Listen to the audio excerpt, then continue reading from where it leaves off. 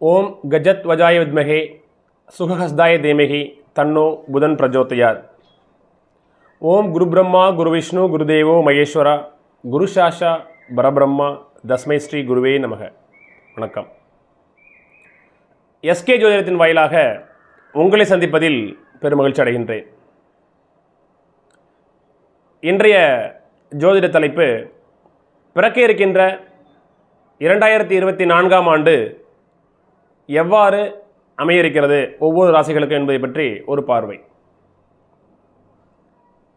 உலகெங்கும் பரவியிருக்கின்ற எஸ்கே ஜோதிட அன்பர்களுக்கும் உலகத் தமிழர்களுக்கும் என்னுடைய மனமார்ந்த நெஞ்சார்ந்த ஆங்கில புத்தாண்டு நல்வாழ்த்துக்களை தெரிவித்துக் கொள்கிறேன். மேஷ முதல் மீன வரை ஒவ்வொரு ராசி அன்பர்களுக்கும் பிறக்க இருக்கின்ற 2024ஆம் ஆண்டு முழுமையும் 9 கிரகங்களுடைய கோச்சார நிலைகளினுடைய அடிப்படையில் எந்த மாதிரியான பலன்கள் தர இருக்கிறது என்பதை பற்றி ஒரு பார்வை. அதற்கு முன்னாடி என்னுடைய சேனலை கட்டாயம் நீங்கள் சப்ஸ்கிரைப் பண்ணுங்கள், லைக் பண்ணுங்கள், ஷேர் பண்ணுங்கள், பெல் ஐக்கானை ப்ரெஸ் பண்ணுங்கள். என்னுடைய ஜோதிடம் சார்ந்த ஒவ்வொரு வீடியோ பதிவும் உங்களை வந்தடையும். நன்றி. பொதுவாக 9 கோள்களில் சில கோள்கள் ஒரு ராசியிலிருந்து மற்றொரு ராசிக்கு நகர்ந்து செல்வது மிக வேகமாக நடைபெறும். அதன் அடிப்படையில் பார்த்திங்கன்னா முதல்ல சூரியன் பார்த்திங்கன்னு வச்சிங்களேன், சூரியன் ஒரு ராசியிலிருந்து மற்றொரு ராசிக்கு நகர்ந்து செல்வதற்கு 1 மாதம் எடுத்துக்குது, 30 நாட்கள் எடுத்துக்குது. சந்திரன் அப்படின்னு பார்த்திங்கன்னா சந்திர பகவான் ஒரு ராசியிலிருந்து மற்றொரு ராசியை கடப்பதற்கு, ஒரு ராசியை விட்டு மற்றொரு ராசிக்கு நகர்வதற்கு 2.25 நாட்கள் ஆகிறது. புதன் சுக்கிரன் செவ்வாய் போன்ற கிரகங்கள் ஏறக்குறைய ஒரு 28லேருந்து 30 நாட்கள் 40 நாட்களுக்குள்ள ஒரு ராசியிலிருந்து மற்றொரு ராசிக்கு நகர்ந்து செல்கின்றன. ஆனால் சனி பகவான் ஒரு ராசியை இருந்து மற்றொரு ராசிக்கு செல்வதற்கு 2.5 ஆண்டுகாலம் எடுத்துக்கிறார். அதனால தான் அவர் பேரே மந்தன் அப்படின்னு பேர், முடவன் அப்படின்னு பேர். காலை தாங்கி தாங்கி தாங்கி தாங்கி மெதுவாக நகர்ந்து செல்வார். ஒரு ராசியிலிருந்து மற்றொரு ராசிக்கு சனி பகவான் நகர்ந்து செல்கின்ற அந்த தூரம், அந்த கால அளவு பார்த்தீங்கன்னு சொன்னால் 2.5 ஆண்டுகள். அதனால தான் சனி பயிற்சி 2.5 வருஷத்துக்கு ஒரு தடவை வருது. இதே குரு பாருங்களேன், ஒரு ராசியிலிருந்து மற்றொரு ராசிக்கு நகர்ந்து செல்வதற்கு குரு பகவான் எடுத்துக்கொள்கின்ற கால அளவு 1 வருடம். ராகு கேதுக்கள் ஒரு ராசியிலிருந்து மற்றொரு ராசிக்கு நகர்ந்து செல்வதற்கு 1.5 ஆண்டு காலம் எடுத்துக்குது. 1 வருடம் 6 மாதம், கிட்டத்தட்ட 18 மாதங்கள் என்கின்ற அடிப்படை எடுத்துக்குது. அப்போ நம்ம இந்த கோச்சார பலன்களை கணக்கிட்டு ஆண்டு பலன்களை தீர்மானிக்கும் பொழுது எந்தெந்த கிரகங்கள் நீண்ட நாட்களாக ஒரு ராசியில் இருந்து பலனை தருகிறதோ அதன் அடிப்படையிலேயே பெரும்பாலும் நம்மளுடைய ஆண்டு பலன்கள் தீர்மானிக்கப்பட்டு கணிக்கப்பட்டு உங்களுக்கு சொல்லப்படுகிறது. வர இருக்கின்ற 2024ஆம் ஆண்டு கும்பராசி அன்பர்களுக்கு எவ்வாறு அமையிருக்கிறது என்பதை பற்றி ஒரு விரிவான ஒரு பார்வை. அவிட்டம் 3-4 பாதங்கள், சதயம் 4 பாதங்கள், புரட்டாதியினுடைய முதல் 3 பாதங்கள் கொண்டுள்ள நட்சத்திரங்களில் பிறந்தவர்களுக்கு இந்த புது வருடமானது எவ்வாறு அமையிருக்கிறது என்பதை பற்றி பார்க்கலாம். அவிட்டம், சதயம், புரட்டாதி. முதல்ல குரு பகவானுடைய நிலை எவ்வாறு இருக்கிறது என்பதை பற்றி பார்க்கலாம். எப்பொழுதுமே கோச்சார காலகட்டங்களில் குரு சனி ராகு கேது போன்றவற்றினுடைய நிலைகளை அடிப்படையாக கொண்டு நம்ம பார்க்குறோம். ஸோ அந்த அடிப்படையில் கும்பராசி என்பவர்களுக்கு முதல்ல குரு பகவான் இருப்பிடம் மற்றும் அவருடைய பார்வை உங்களுக்கு எவ்வாறு அமைய இருக்கிறது என்பதை பற்றி பார்க்கலாம். குரு பகவான் உங்கள் ராசிக்கு 3ஆம் இடத்தில் மேஷ ராசியில் இருக்கின்றார். உங்கள் ராசிக்கு 2ஆம் பாவாதிபதி, தன லாபாதிபதி என்று அழைக்கப்படுகின்ற 2 மற்றும் 11ஆம் இடத்திற்கு அதிபதியாக வருகின்ற குரு பகவான் உங்கள் ராசிக்கு 3ஆம் இடத்தில் மறைந்து இருக்கின்றார். இப்போ இந்த அமைப்பு சற்று சிறப்பு இல்லை. தனத்தையும் லாபத்தையும் தருகின்ற அதிபதியான குரு பகவான் தனக்காரகன், குடும்பக்காரகன், புத்திரக்காரகன் இவர் உங்கள் ராசிக்கு 3ஆம் இடத்தில் இருப்பது அவ்வளவு விசேஷம் அல்ல. இருந்த போதிலும் மே மாதம் வரை இந்த குரு பகவான் உங்கள் ராசிக்கு 3ஆம் இடத்தில் இருப்பார். மே மாதத்துக்கு பிறகு மே 1ஆம் தேதி நடைபெறுகின்ற இந்த குரு பெயர்ச்சியின் மூலமாக 3ஆம் இடத்தில் இருக்கின்ற குரு பகவான் 4ஆம் இடத்துக்கு செல்வார். அதன் பிறகு கும்பராசிக்கு மிக அற்புதமான ஒரு காலகட்டமாக அமையப் போகிறது. ஸோ அது வரலும் நீங்கள் கொஞ்சம் கவனமாக இருக்கணும். ஜனவரி, பிப்ரவரி, மார்ச், ஏப்ரல் 4 மாதங்கள் மட்டும் கொஞ்சம் கவனமாக இருந்தீங்கன்னா போதும். ஏன்னா தனத்துக்கான அதிபதி குரு தான், தனஸ்தானாதிபதி அவர் தான், தன லாபாதிபதிங்கிறான். சரிங்களா? குடும்பத்துக்கு காரகத்தை வைப்பது அவர் தான். உங்கள் ராசிக்கு 2ஆம் இடமான குடும்பஸ்தானத்துக்கும் அவர் தான் அதிபதி. அப்போ குடும்பக்காரகன், புத்திரக்காரகன், தனக்காரகன் சொல்கின்ற இந்த குரு பகவான் உங்கள் ராசிக்கு 3ஆம் இடத்தில் மறைவது அவ்வளோ சிறப்பு இல்லை. அப்போது சிறு சிறு மன வருத்தங்கள் பணத்தின் அடிப்படையில் ஏற்படும், பண தட்டுப்பாடு ஏற்படும், குடும்பத்தில் சிறு சிறு மன உளைச்சல்கள் ஏற்படும். சரிங்களா? ஸோ எப்பொழுதுமே குரு பகவான் கோட்சார காலங்களில் மறைவது என்பது சிறப்பு இல்லை. 3, 6, 8, 12 இந்த இடங்களில் இருப்பது அவ்வளவுக்கு சிறப்பு இல்லை. அதன் அடிப்படையில் மே மாதம் வரை இந்த குரு பகவான் உங்கள் ராசிக்கு 3ஆம் இடத்தில் இருப்பார். 3ஆம் இடத்துல இருந்தாலும் கூட அவருடைய பார்வைப்படுகின்ற இடங்கள் பலப்படுதுங்கிறத நம்ம மறந்துடக்கூடாது. உங்கள் ராசிக்கு 3ஆம் இடத்தில் குரு பகவான் இருந்து உங்கள் ராசிக்கு 7ஆம் இடத்தை பார்க்கிறார். அப்போ கணவன் மனைவிக்கிடையே நல்ல ஒற்றுமை நிகழும். சரிங்களா? குடும்பத்தில் சிறு சிறு சஞ்சலங்கள் இருந்தாலும் கூட ஆனால் அவருடைய பார்வை உங்களுடைய 7ஆம் இடத்துக்கு, உங்கள் ராசிக்கு 7ஆம் இடமான சிம்ம மனையை குரு பகவான் பார்க்கிறார். சரிங்களா? அப்போ 7ஆம் இடம் என்பது என்னது? மனைவி ஸ்தானம்.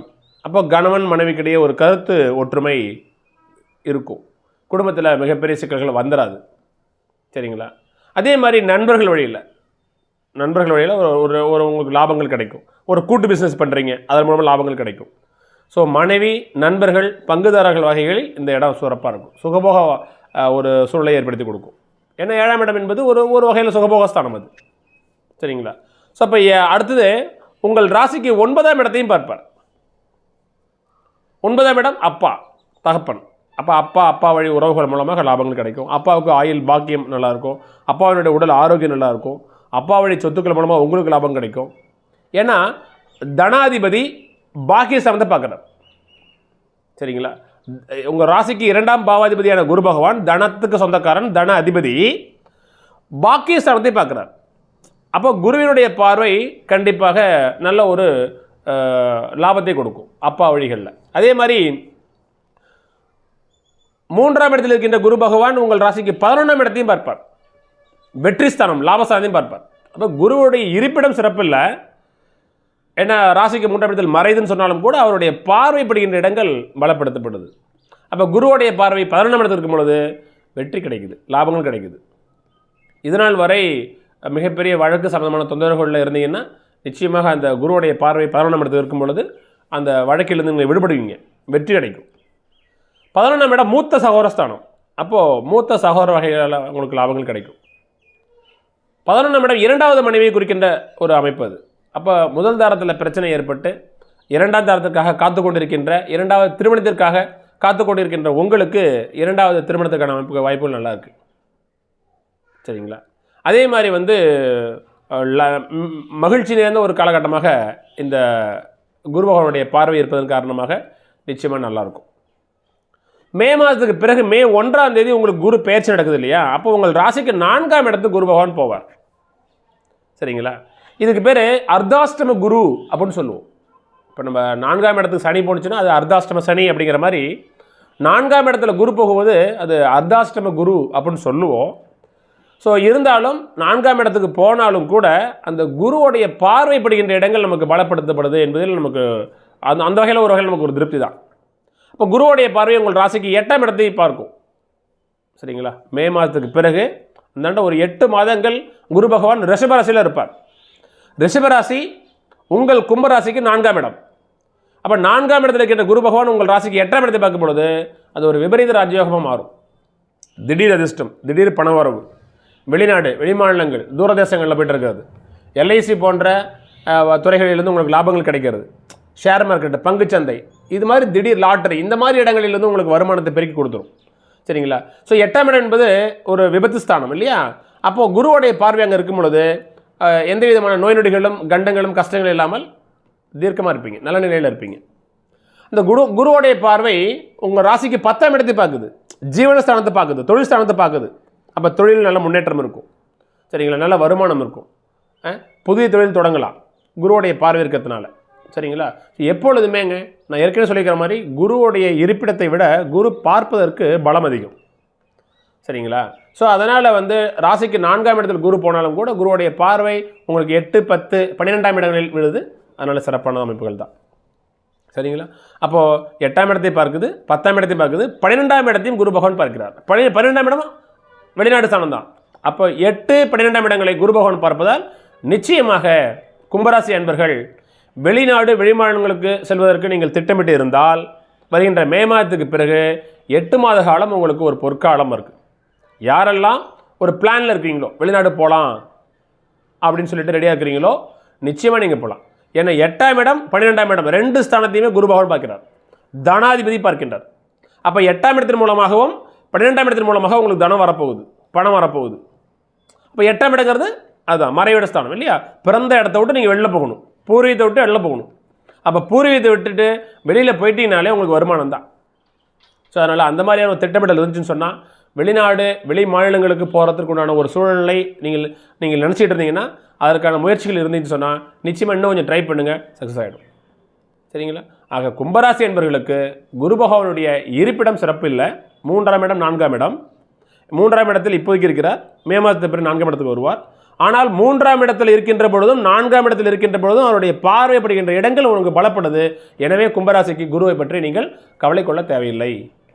இந்த ஆண்டு உங்களுக்கு அற்புதமே. சரி, சனியினுடைய நிலை எவ்வாறு இருக்குன்னு பார்க்கலாம். சரிங்களா?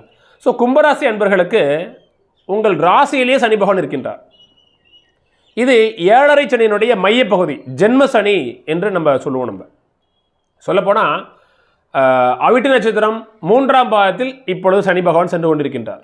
வாக்கிய பஞ்சாங்கத்தின்படி அவிட்ட நட்சத்திரம் 3ஆம் பாதத்தில் சனி நகர்ந்து கொண்டிருக்கின்றார். அதனை அடுத்து அவிட்டன் 4ஆம் பாதத்துக்கு வருவார். அப்போ கும்பராசிலேயே முதல்ல யார் அதிகமாக சனியினுடைய தாக்குதலுக்கு உட்படுறா அப்படின்னு சொன்னால் அவிட்டம் 3 மற்றும் 4ஆம் பாதத்தில் பிறந்தவர்களுக்கு தான் இந்த சனியினுடைய தாக்குதல் கொஞ்சம் அதிகமாக இருக்கும். அந்த அன்பர்கள் மட்டும் சற்று கவனமாக இருக்கணும். எப்பொழுதுமே நம்மளுடைய ஜென்ம நட்சத்திரத்தின் வழியாக சனி, ராகு, கேது போன்ற பாவகிரகங்கள் நகரும் பொழுது ஒரு மன அழுத்தம் நிறைந்த காலகட்டமாகவே நம்ம அதை எடுத்துக்கணும். நம்ம மனம் பேதமளிக்கும், புத்தி தடுமாறும். ஏன்னா சனி மந்தன். சரிங்களா? அப்போ சந்திரன் மனோகாரகன். உங்கள் சந்திரன் மீது உங்களுடைய மனதின் மீது மந்தக்காரகனான சனி பகவான் செல்லும் பொழுது மந்த புத்தி ஏற்படுத்தும், மனம் சரியில்லை. அப்போ மனம் சரியில்லாத ஒரு சூழலில் நீங்கள் எடுக்கின்ற முடிவுகள் எல்லாம் உங்களுக்கு சாதகமாக அமையாது. எனவே தான் ஜென்ம சனி காலகட்டங்களில் எடுக்கிற முயற்சிகள் எல்லாம் உங்களுக்கு தோல்வி அடையும். சற்று கவனமாக இருக்கணும். என்ன சொல்ல வரேன்னு சொன்னால் இந்த மாதிரி ஒரு சூழல் இருக்குது. அப்போ நீங்கள் ஒவ்வொன்றையும் யோசித்து நல்ல முறையில் பிளான் பண்ணி முடிவு பண்ணணும். அவசரப்பட்டு டக்குன்னு எந்த ஒரு காரியத்திலும் இறங்கிடக்கூடாது. பார்த்துக்கலாம் அப்படிங்கிற ஒரு நெகட்டிவான ஒரு சூழ்நிலையில் இருக்கக்கூடாது. நீங்கள் அலட்சியமே இருக்கக்கூடாது. சரிங்களா? வேகத்துடன் விவேகம் கண்டிப்பாக இருக்கணும். சரிங்களா? ஸோ உங்கள் ராசியில் சனி பகவான் இருந்து உங்கள் ராசிக்கு 7ஆம் இடத்தை பார்க்கின்றார். ஆனால் குருவுடைய பார்வையும் உங்கள் ராசிக்கு 7ஆம் இடத்தில் இருப்பதன் காரணமாக கணவன் மனைவிக்கிடையே மிகப்பெரிய அளவுக்கு பிரச்சனைகள் வராது, பயப்பட தேவையில்லை. ஆனால் குரு பயிற்சிக்கு அப்புறம் மே மாதத்துக்கு பிறகு குரு பகவானுடைய பார்வை 7ஆம் இடத்துக்கு இருக்காது. ஆனால் சனியினுடைய பார்வை 7ஆம் இடத்துக்கு இருக்கும். சரிங்களா? யாரெல்லாம் கும்பராசியில் பிறந்திருக்கீங்களோ உங்களுக்கு வருகின்ற மே மாதம் 1ஆம் தேதிக்கு பிறகு குரு பயிற்சி இருக்குது. அந்த குரு பகவான் உங்கள் ராசிக்கு 4ஆம் இடத்துக்கு போயிடுவார். 4ஆம் இடத்துக்கு போனதுக்கு பிறகு குருவுடைய பார்வை 7ஆம் இடத்துக்கு விழாது. ஆனால் சனியினுடைய பார்வை உங்கள் ராசிக்கு 7ஆம் இடத்துக்கு இருக்கும். அந்த காலகட்டம் நீங்கள் நண்பர்கள் வகைகளும் மனைவி வகைகளும் கொஞ்சம் கவனமாக இருக்கும். சரிங்களா? எப்பொழுதுமே கோச்சார காலகட்டத்தில் ஜென்மத்தில் இருக்கின்ற சனி பகவான் அவர் பார்க்கிற இடங்களை பொறுத்து உங்களுக்கு மன அழுத்தத்தை ஏற்படுத்துவார். சரிங்களா? அப்போ யார் மூலமாலாம் உங்களுக்கு பிரச்சனை வரும்னு சொன்னால் அந்த சனி பகவான் உங்கள் ராசிக்கு 3ஆம் இடத்தை பார்க்கின்றார். அப்போ இளைய சகோதரன் மூலமாக உங்களுக்கு மன அழுத்தங்களும் கஷ்டங்களும் சங்கடங்களும் வந்துடும். தைரியம் இருக்காது, தன்னம்பிக்கை இழந்துருவீங்க. தைரியம், வீரியம், தன்னம்பிக்கை, கீர்த்தி எல்லாம் கொஞ்சம் குறையும். சரிங்களா? அப்போ தைரியம் இல்லாமல், மன உறுதி இல்லாமல் நீங்கள் ஒரு காரியத்தை செய்வீங்க, அதில் தோல்வி அடையும். நான் இப்போ சொன்ன மாதிரி 7ஆம் இடத்தை பார்க்கும். சரிங்களா? உங்கள் ராசிக்கு 10ஆம் இடத்தையும் சனி பகவான் பார்ப்பார். இப்போது 10ஆம் இடத்தை பார்ப்பதன் மூலமாக தொழில் சம்பந்தப்பட்ட வகையில் சிறு சிறு தொந்தரவுகள் கஷ்டங்கள் வந்தாலும், நான் ஏற்கனவே சொன்ன மாதிரி குருவோடைய பார்வையும் அந்த 10ஆம் இடத்துக்கு இருப்பதன் காரணமாக தொழில் சார்ந்த வகைகளில் மிகப்பெரிய அளவுக்கு பாதிப்பு ஏற்படுத்தாது இந்த ஆண்டு. ஆனால் இளைய சகோதரன் மூலமாகவும் உங்களுடைய மனைவி மூலமாகவும் கொஞ்சம் கவனமாக இருக்கணும். சரிங்களா? என்ன ஒரு சின்ன சின்ன கான்ட்ராஸ்ட் ஏற்படும், அவ்வளோதான். மனைவி மூலமாக மிகப்பெரிய பிரச்சனை வந்துடாது. ஏன் சொல்கிறேன்னா, எப்பொழுதுமே உங்களுடைய ஜனனகால ஜாதகம் மிக மிக முக்கியம். சரிங்களா? உங்களுடைய பிறந்த தேதி நேரத்தின் அடிப்படையில் கணிக்கப்பட்ட ஒரிஜினல் ஜாதகம் இருக்குது பார்த்தீங்களா, அதுதான் 70-80% பலனை கொடுக்கும். இது கோச்சார பலன். சரிங்களா? எப்பொழுதுமே இந்த கோச்சார காலகட்டங்களில் நடக்கின்ற இந்த கிரகத்தினுடைய பார்வை வைத்து நம்ம ஒரு ஜாதகம் கணிச்சோம்னு சொன்னால் அது ஒரு 20% நீங்கள் எடுத்துக்கலாம். சரிங்களா? ஆனால் பொதுவாக இந்த சனி பகவானுடைய தன்மை மட்டும் அந்த 7.5 சனி அஷ்டம சனி காலகட்டங்களில் தசா புத்திகளே வலுவாக இருந்தாலும் கூட இந்த சனி பகவானுடைய தாக்குதல் கொஞ்சம் சற்றே அதிகமாக இருக்கும் என்பதன் காரணமாக நான் ஒரு விழிப்புணர்வை ஏற்படுத்தும் வகையில் உங்களுக்கு நான் சொல்கிறேன். ஸோ அவிட்ட நட்சத்திரம், சதயம், பூரட்டாதி நட்சத்திரத்தில் உள்ளவங்களுக்கு 2.5 ஆண்டு காலம் இந்த சனி பகவான் உங்கள் ராசியிலேயே மெல்ல நகர்ந்து கொண்டிருப்பார். அப்போ இந்த காலகட்டத்தில் நீங்கள் மிகுந்த எச்சரிக்கையாக இருக்க வேண்டிய ஒரு காலகட்டம். சரிங்களா? ஏன்னு சொன்னால் உங்களுடைய ராசி, மனம், புத்தியின் மீது மந்தக்காரகன் நகர்ந்து கொள்கின்றார். இந்த சனி சந்திரன் காம்பினேஷன் சரி கிடையாது. சரிங்களா? சந்திரன் மீது சனி நகரும் பொழுது இந்த சந்திரன் சனி காம்பினேஷனே சரியில்லாத ஒரு காம்பினேஷன் அது. சரிங்களா? அதை ஏற்கனவே சொன்ன மாதிரி புத்தி தடுமாறும், மந்தும், கோபம் வரும், ஏட்டிக்கு போட்டி பேசுவீங்க, ஒன்று கிடக்க ஒன்று. ஏன்னா சந்திரன் ஸ்பீடான கிரகம், சனி மெதுவான கிரகம், இந்த காம்பினேஷன் கொஞ்சம் சிறப்பு இல்லை. ஸோ அதனால் இந்த காலகட்டமானது உங்களுக்கு கொஞ்சம் ஒரு சற்று சரியில்லாத ஒரு காலகட்டமாகவே தெரிகிறது.